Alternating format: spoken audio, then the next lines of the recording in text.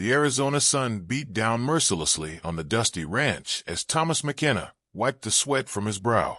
At 42, he had spent the last 15 years working this unforgiving land alone, his weathered hands testament to countless days of mending fences, tending cattle, and fighting against the elements that seemed determined to reclaim his small piece of the frontier. The year was 1885, and tensions between the Apache tribes and the U.S. Army had reached a boiling point.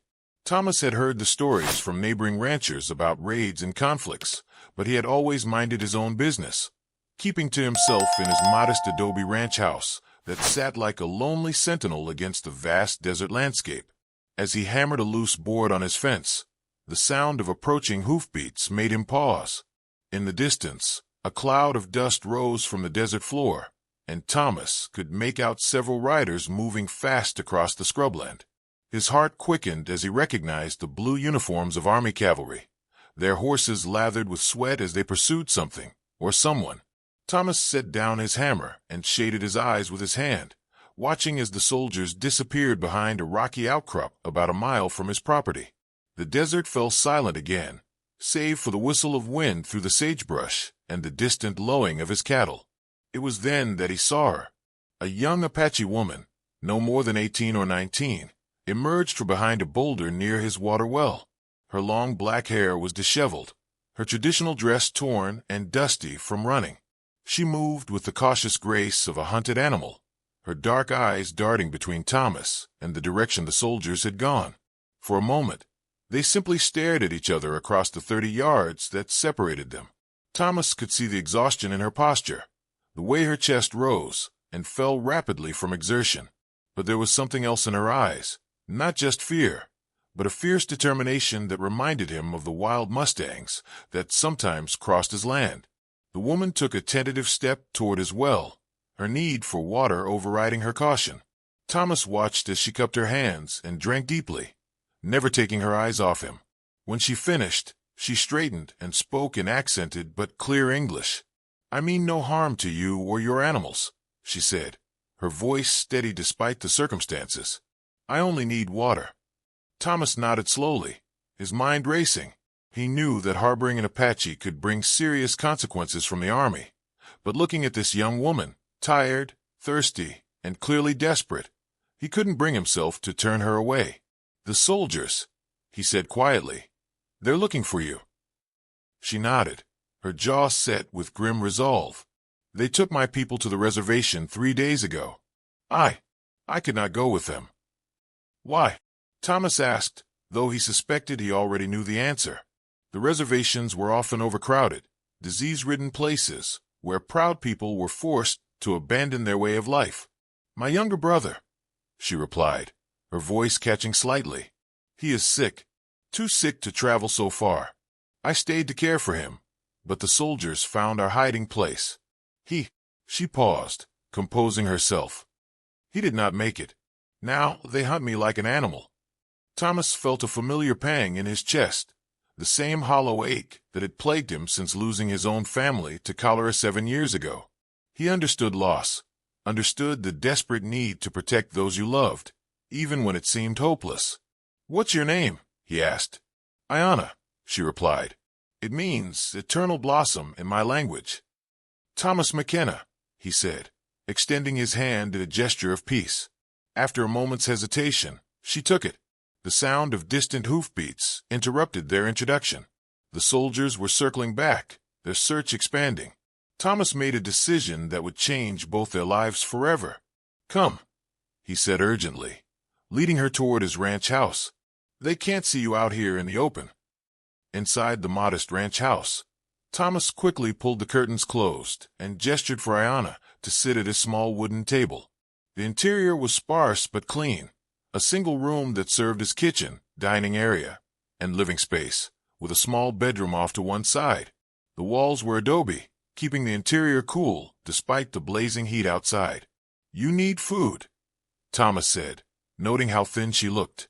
He moved to a small pantry and pulled out some dried beef, bread, and a jar of preserved peaches, luxuries in this harsh land. Ayana accepted the food gratefully but ate slowly, maintaining her dignity despite her obvious hunger. "Why are you helping me?" she asked between bites. Most white settlers would have already called the soldiers. Thomas poured water from a clay pitcher into a tin cup and set it before her. I lost my wife and daughter to cholera 7 years ago, he said quietly. Been alone ever since. I know what it's like to lose family, to feel like you're fighting a battle you can't win. She nodded, understanding passing between them despite their different backgrounds. Your family, they lived here with you? For 3 years, Thomas replied, settling into the chair across from her. Sarah and little Emma. This place was supposed to be our fresh start, away from the crowded cities back east. Sarah always said she wanted to see the desert bloom. He gestured toward the window. She planted those wildflowers you probably saw by the well. They still come up every spring. The sound of approaching horses interrupted their conversation. Thomas moved to the window and peered through a gap in the curtains. 6 cavalry soldiers were riding directly toward his ranch house, their blue uniforms dark with sweat, their horses breathing hard from the pursuit. Stay in the bedroom, Thomas whispered urgently to Ayanna. No matter what happens, don't come out until I tell you it's safe. She nodded and quickly moved to the back room, pulling the door almost closed behind her.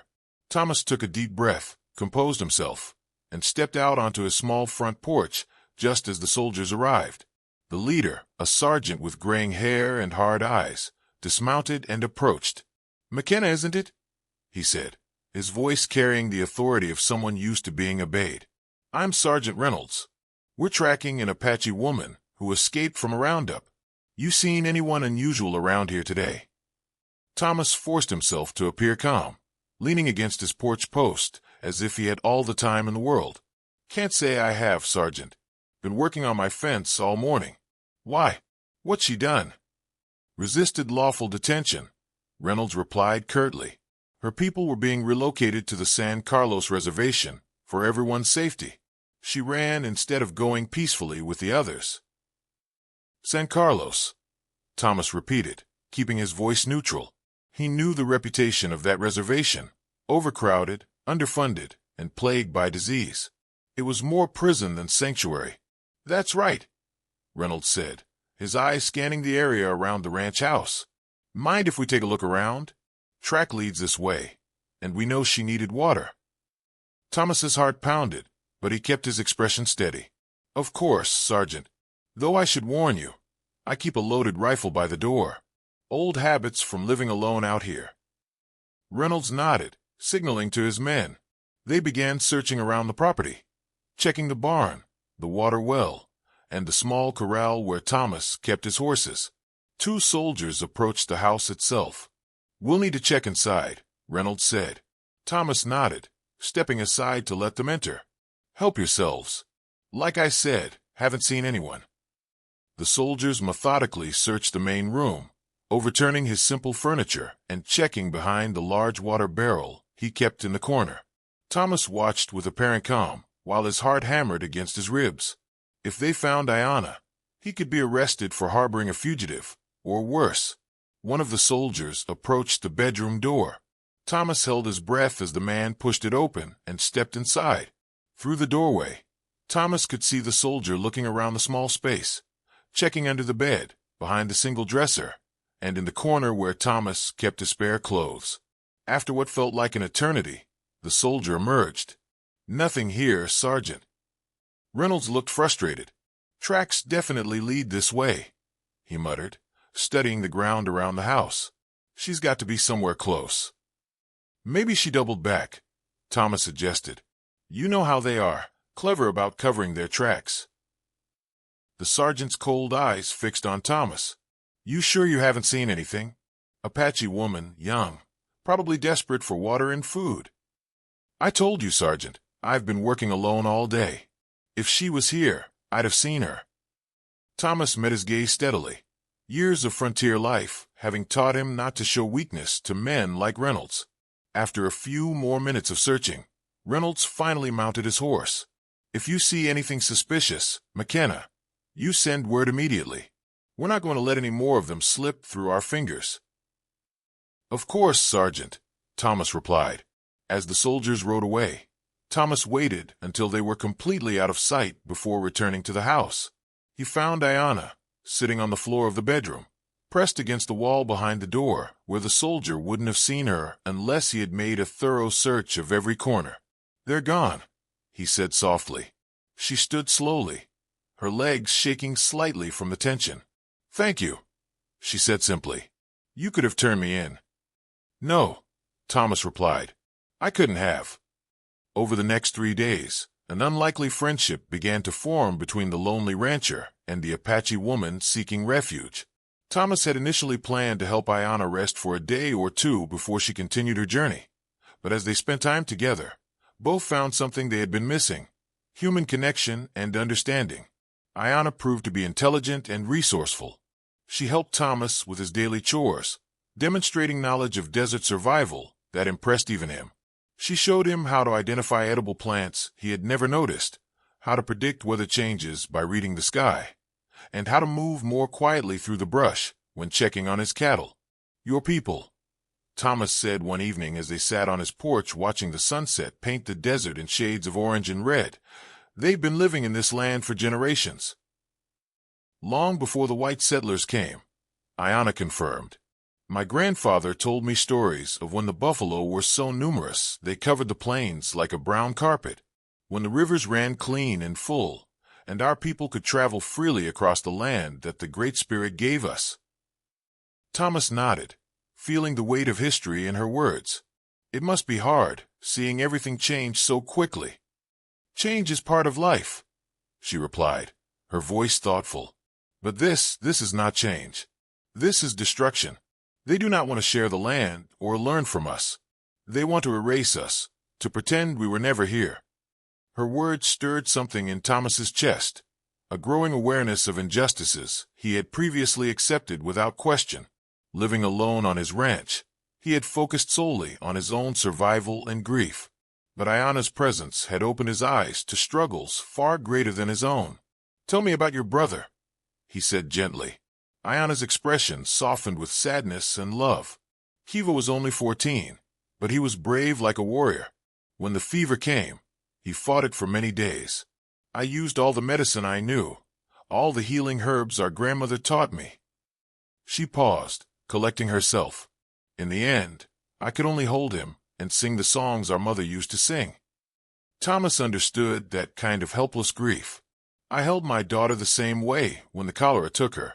Sometimes love isn't enough to save someone, but it's everything to them in their final moments."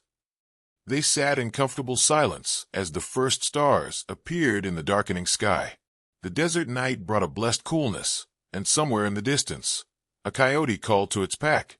"What will you do now?" Thomas asked. "The soldiers won't stop looking for you." "I will go north," Ayanna said. "I have cousins among the Navajo people. If I can reach them, I might find safety."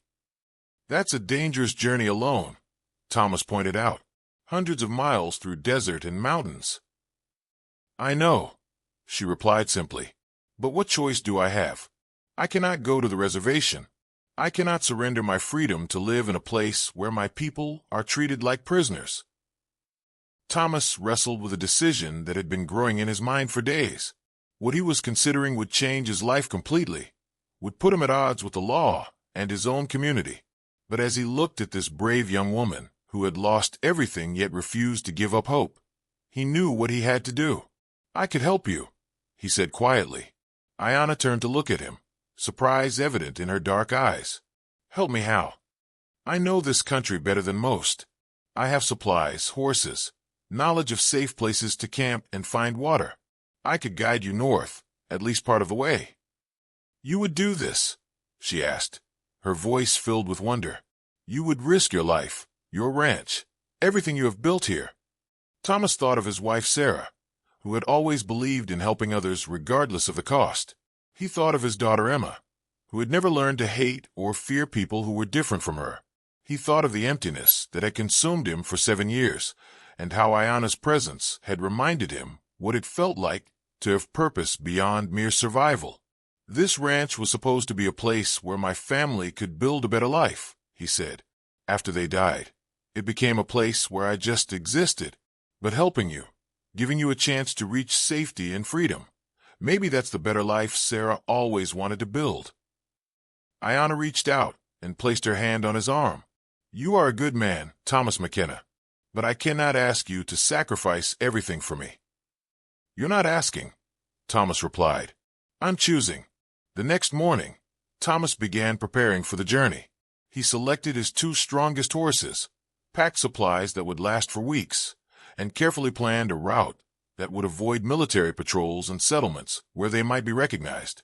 He also wrote a letter to his nearest neighbor, asking him to check on the ranch and the cattle, explaining that he had urgent business that would take him away for several weeks. As he prepared, Ayanna worked beside him, her knowledge of desert travel proving invaluable. She showed him how to wrap food to keep it fresh longer, how to prepare natural remedies for common ailments, and how to read the subtle signs that indicated the presence of water or danger. When do we leave? She asked as they finished packing. Tomorrow before dawn, Thomas replied. We'll travel during the coolest parts of the day and rest during the heat. It'll be slow going, but safer. That evening, as they shared what might be their last meal at the ranch, Thomas felt a mixture of fear and excitement he hadn't experienced in years. He was about to embark on the most dangerous journey of his life, but for the first time since losing his family, he felt truly alive. The pre-dawn air was crisp and filled with the scent of sage as Thomas and Ayanna prepared to leave the ranch. Their horses, loaded with carefully packed supplies, stood quietly as the eastern horizon began to show the first hints of gray that preceded sunrise. Once we leave, Thomas said as he secured the last of their gear, there's no turning back. Are you sure about this? Ayanna looked at him with steady eyes. Are you? Thomas nodded, surprising himself with how certain he felt. For the first time in 7 years, he was doing something that felt truly important, something that honored the memory of his family and the values they had shared. They mounted their horses and rode north, following deer trails and dry creek beds that would mask their passage. The landscape gradually changed as they traveled, the flat desert giving way to rolling hills dotted with juniper and pine trees. Thomas had been right about his knowledge of the country. He seemed to know every water source, every sheltered canyon, every ridge that could hide them from distant observers. On their 3rd day of travel, they encountered their first real danger. While resting their horses near a spring hidden in a grove of cottonwood trees, Thomas spotted dust clouds in the distance, riders moving fast across the landscape. Soldiers? Ayanna asked, following his gaze. Thomas pulled out his field glasses, a remnant from his brief service in the Civil War 20 years earlier. Through the lenses, he could make out the familiar blue uniforms of cavalry troops, at least a dozen men riding in formation. They're moving parallel to us, he said quietly. Could be coincidence, could be they're following some kind of tip. They waited in the shade of the trees until the soldiers passed, then continued their journey, using a more indirect route that added miles, but kept them away from well-traveled paths. The delay meant they would need to travel longer each day to maintain their schedule, but Thomas was determined to get Ayanna to safety. As they traveled, their conversations deepened their mutual understanding and respect. Thomas learned about Apache customs, their connection to the land, and their complex social structure. Ayanna learned about Thomas's past, his service in the war, his marriage to Sarah, the dreams they had shared for their ranch and their daughter's future. You carry much sadness, Ayanna observed one evening as they camped in a hidden canyon, but also much strength. Sarah and Emma, they would be proud of what you are doing. Thomas stared into their small campfire, thinking of his family. I hope so. For years, I felt like I had failed them, like I should have been able to protect them somehow. Death comes to all people, Ayanna said gently. Our time here is like a season of grass. It grows, it flowers, it feeds others, and then it returns to the earth. The love you gave them, the love they gave you, that does not die. Her words brought Thomas a sense of peace he hadn't felt since losing his family. He realized that his guilt and isolation had been his way of trying to honor their memory, but perhaps true honor lay in living fully, in helping others, in making choices that reflected the love they had shared. On their 8th day of travel, they reached a broad valley where the Navajo Nation maintained several camps. Thomas could see smoke rising from cooking fires in the distance, and knew they were approaching the end of their journey together. "From here, I can travel safely with my own people," Ayanna said. "You have given me the greatest gift, a chance to live free." Thomas felt a profound sadness at the thought of parting ways with this remarkable woman who had become such an important part of his life. But he also felt tremendous satisfaction knowing that she would be safe. "What will you do among the Navajo?" he asked. "I will teach their children," she replied. "I will help preserve our stories and our ways. And I will remember a lonely rancher who risked everything to help a stranger." As they approached the Navajo camp, riders came out to meet them. Thomas tensed, unsure of their reception, but Ayanna spoke to them in their native language, explaining their situation. Soon, Thomas found himself welcomed as a friend and ally. The Navajo leaders listened to their story with grave attention. They assured Ayanna that she would be protected and welcomed among their people. They also offered Thomas their gratitude and friendship, promising that he would always be welcome in their territory. "You have shown great courage," said an elderly Navajo leader named Hosteen Begay. "In these times of conflict, when many people choose hatred and fear, you chose compassion. This will not be forgotten." As the sun set on their final day together, Thomas and Ayanna stood at the edge of the camp, looking out over the vast landscape they had crossed together. "I must return to my ranch," Thomas said, "but I will never forget this journey." "Nor will I," Ayanna replied. "You have shown me that there are still good people in this world, people who will risk everything to do what is right." She reached into her pack and pulled out a small piece of turquoise, polished smooth by generations of handling. "This belonged to my grandmother," she said, placing it in Thomas's hand. "She said it carried the blessing of the earth and sky. I want you to have it." Thomas accepted the gift with reverence, understanding its significance. In return, he gave her his compass, a practical gift that would serve her well in her new life. The next morning, Thomas began his journey home alone. The ride back to his ranch gave him time to reflect on everything that had happened. He had left as a bitter, isolated man consumed by grief, and had returned as someone who had rediscovered his capacity for courage and compassion. When he arrived back at his ranch 2 weeks later, he found everything as he had left it. His neighbor had cared for the cattle as promised, and no one seemed to suspect where he had been. But Thomas himself had changed profoundly. He threw himself into improving his ranch with renewed energy. He expanded his herd, improved his facilities, and began reaching out to his neighbors in ways he never had before. When other settlers spoke with hatred about the Apache people, Thomas quietly offered different perspectives, sharing what he had learned about their dignity and humanity.